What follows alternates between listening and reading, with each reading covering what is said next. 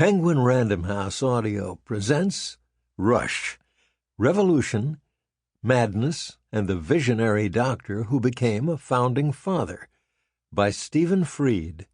Read for you by John H. Mayer.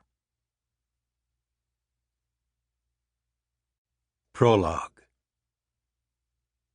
In the late morning of August 29th, 1774, a well-worn carriage made its way down dusty King's Highway along the Pennsylvania side of the Delaware River, just below Trenton.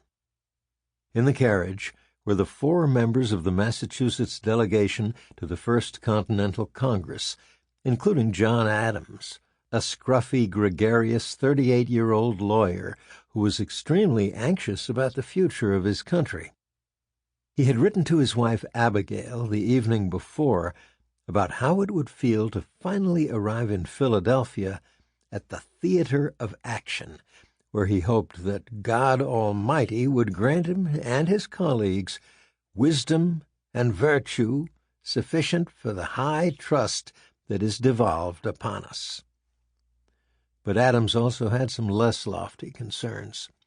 After more than 2 weeks on the road during the sultriest time of the year, he was sweaty and stinky and in desperate need of clean clothes. He had 6 shirts, 5 pairs of stockings, 2 caps, a pair of worsted stockings, and 1 silk handkerchief, awaiting a laundress the moment they got to town. Their carriage soon arrived in the farm town of Frankford, 5 miles north of the city, where Adams and his group were to be met by a local delegation. They presumed these would be like-minded Pennsylvanians who believed in the cause of freedom from England and would laud their bravery. Massachusetts was, so far, the primary place where colonists and British troops had clashed. The delegation also included John's older cousin, Samuel, a leader of the Sons of Liberty, who had instigated the recent Boston Tea Party.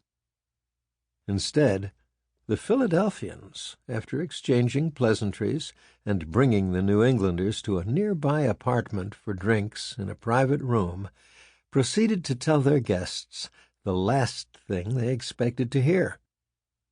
"You must not utter the word independence, nor give the least hint or insinuation of the idea, neither in Congress or any private conversation."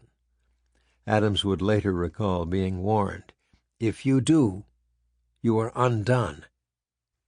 If they wanted this historic meeting of colonies to make any progress, the Philadelphians insisted, they needed to shut up with all their open talk about liberty. Their hosts also lectured Adams and his colleagues about strategy.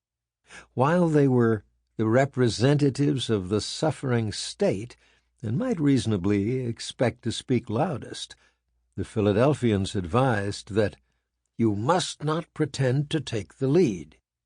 Virginia, the largest colony, would be the key actor in bringing the southern and middle colonies into a union, and the Virginians would need to feel they were in charge.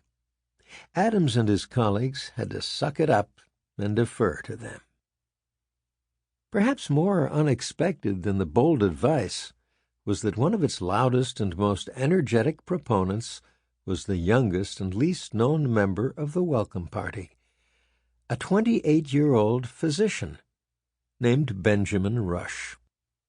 He was one of the only people in the room who hadn't been selected as a delegate to the historic Continental Congress, and the closest he was going to get to that historic meeting in Carpenter's Hall was that every Tuesday at 10 a.m. he and another young doctor gave free smallpox inoculations at the nearby State House. But Benjamin Rush made quite a first impression. He was tall, lean, and handsome, with active blue-gray eyes and an aquiline nose. His long, blonde-brown hair, tied back in a loose ponytail, accentuated his most prominent feature, an uncommonly large head. To some, the size of Sample complete. Ready to continue?